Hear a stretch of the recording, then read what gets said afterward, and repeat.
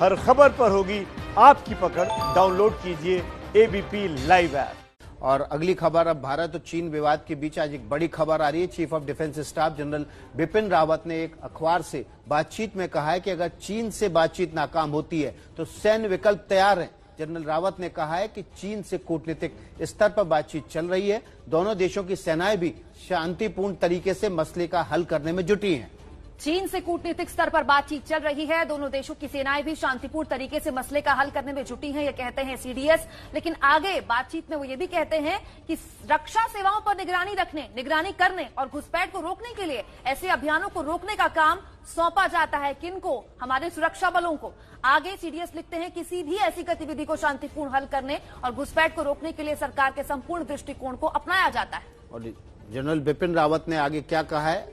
General Bipin Rawat ने इस interview में कहा है, सेना हमेशा सैन्य कार्यों के लिए तैयार रहती है, फिर चाहे उसमें एलएसी के साथ यथास्थिति को बहाल करना ही क्यों ना हो।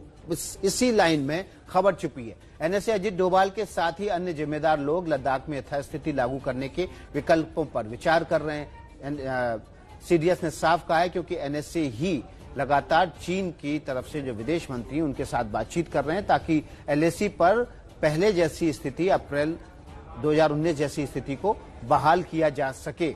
बातचीत नाकाम रही तो फिर सारे सैन्य विकल्प खुले हुए हैं। सीधे सीधे सीडीएस ने चीन को चेतावनी दे दी है, शांतिपूर्ण तरीके से मामले का हल चाहते हैं, लेकिन अगर हल नहीं निकला तो सारे सैन्य विकल्प खुले हुए हैं।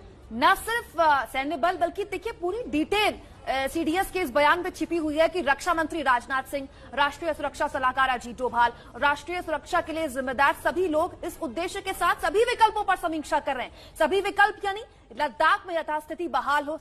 पहले दिन से भारत सरकार ये कह रही है कि लद्दाख में चीन को पीछे हटना होगा, वहीं जाना होगा जहां वो 3 महीने पहले था। और दूसरी बड़ी बात जो आज निकल कर आई वो ये, हालांकि इसको लेकर तैयारी तो हम महीनों से कर रहे हैं, लेकिन भारत का ये साफ तौर पर सीडीएस की तरफ से कह देना कि शांतिपूर्ण मुद्दा सुलझ जाए हम चाहते हैं, लेकिन सैन्य बल भी हमारे तैयार हैं, सभी विकल्प हमारे खुले हैं। साफ संदेश चीन को। नीरज राजपूत हमारे साथ बने हुए हैं। नीरज, जाहिर तौर पर सीडीएस अगर किसी देश के ये कह रहे हैं कि हम शांतिपूर्ण समझौता, शांतिपूर्ण तरीके से बातचीत चाहते हैं, लेकिन विकल्प सारे तैयार हैं, एक आखिरी अल्टीमेटम के तौर पर क्यों ना लिया जाए इसे? बिल्कुल कुमकुम, ये अल्टीमेटम ही है चीन को कि अगर चीन बातचीत के रास्ते मानता है तो वो पीछे हट जाए। जहां जहां पर भी उसने घुसपैठ करने की कोशिश की है या जब विवादित इलाकों में उसने घुसपैठ की है, और अगर नहीं मानता है तो फिर उसके लिए सैन्य विकल्प भारत के पास बचा हुआ है ही है। और जो हम लोग देख रहे हैं पिछले 3 महीने से, जो भारत की जो सेनाओं की जो तैयारी है वो कोई डिफेंसिव नहीं है, वो अगर जरूरत पड़ने पर ऑफेंसिव भी हो सकती है। जितना भी पूर्वी लद्दाख में हम लोग देख रहे हैं कि कितनी बड़ी तादाद में 40 से 50 हजार सैनिक जो हैं वो तैनात किए गए हैं। वो सिर्फ इसीलिए किए गए हैं कि अगर बातचीत मानता है, चीन मानता है, क्योंकि इतनी सारी बातचीत हो चुकी है अब तक, 1 दर्जन से भी ज्यादा राजनयिक और सैन्य स्तर पर बातचीत हो चुकी है।